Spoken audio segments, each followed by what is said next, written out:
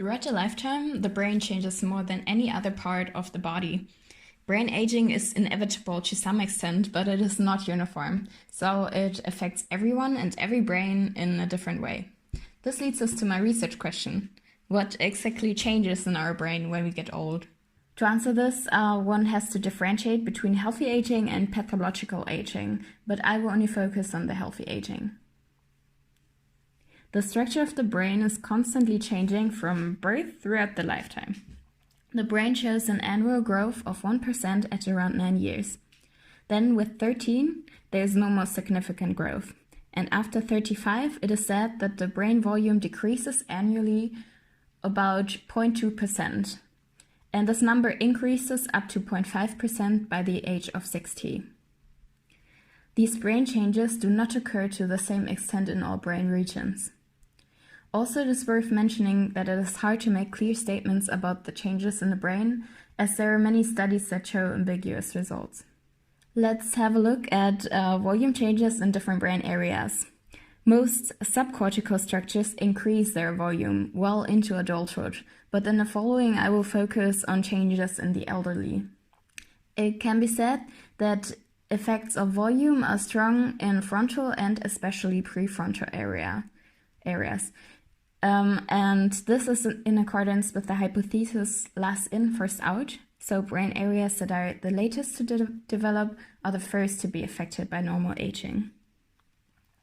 The prefrontal cortex is the most affected by volume decline. So by this decline, cognitive control functions like attention and impulse inhibition are influenced. Also memory performance, for example, the episodic memory and the perspective memory. A study looked at people from an age range between 34 and 97 years, and across this cohort there was a 12% shrinkage rate of the frontal lobe. In contrast, there was only 9% shrinkage for the temporal lobe. A shrinkage of the frontal lobe leads to a decline in working memory.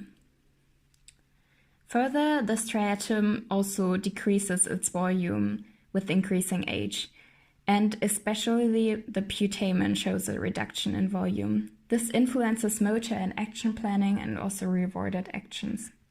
The volume of thalamo-frontal projection also decreases significantly with high age. These projections are correlated to executive functions, and a decrease can therefore explain a disorder of attention or in working memory and executive functions. The volume of the occipital cortex and the parietal cortex are not much affected by age.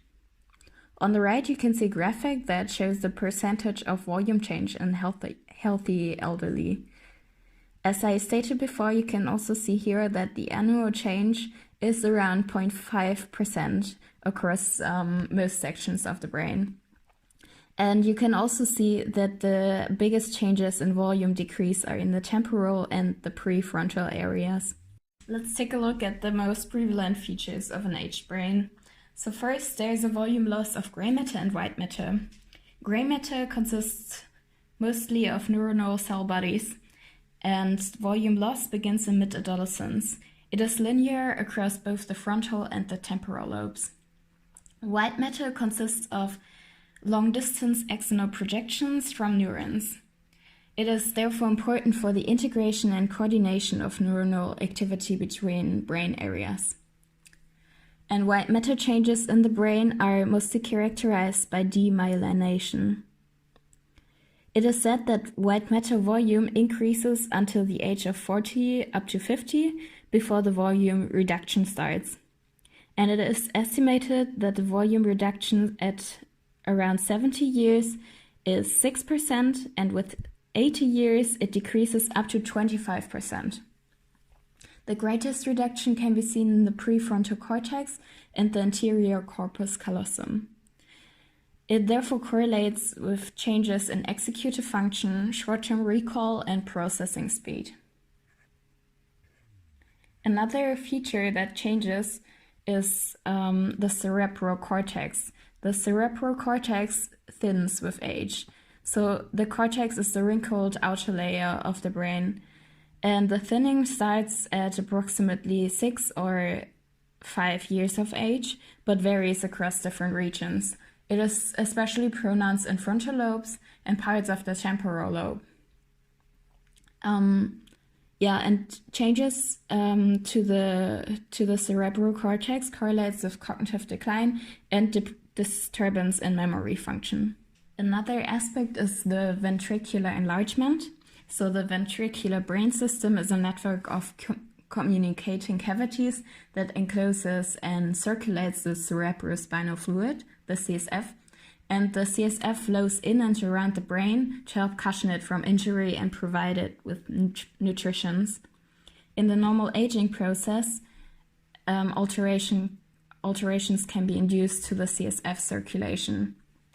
And excessive accumulation of the CSF in the ventricles can lead to a ventricular enlargement and therefore induces compression to the brain's functional tissue. Also, the brain folding changes with age.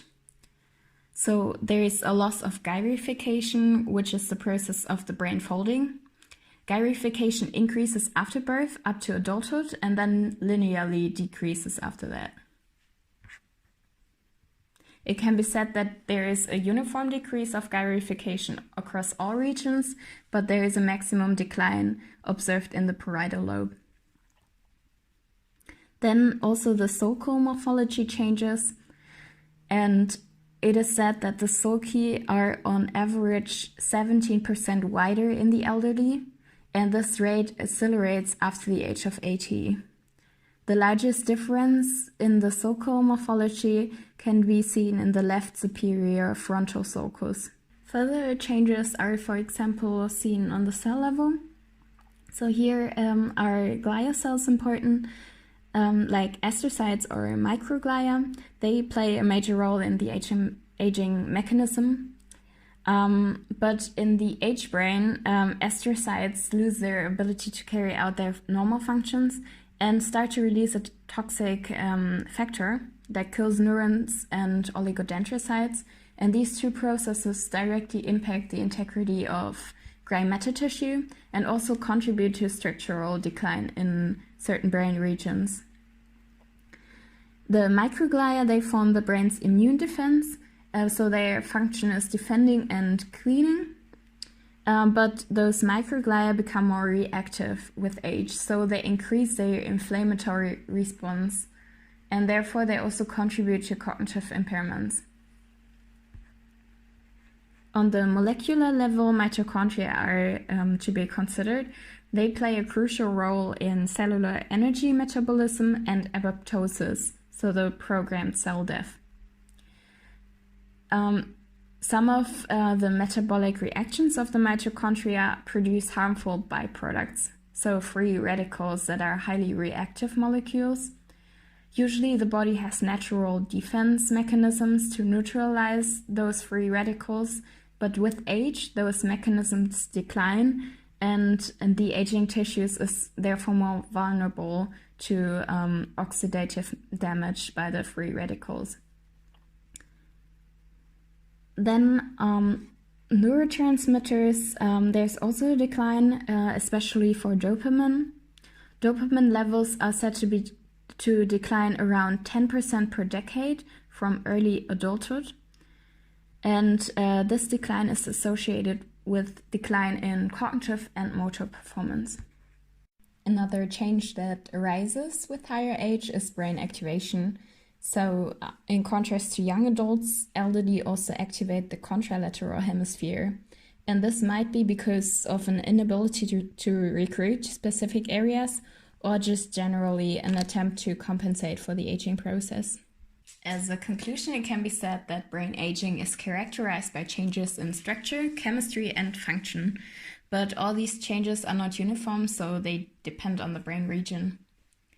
And also the structure-function relationships in the brain affected by the aging process lead to memory decline or cognitive decline. Thank you for your attention.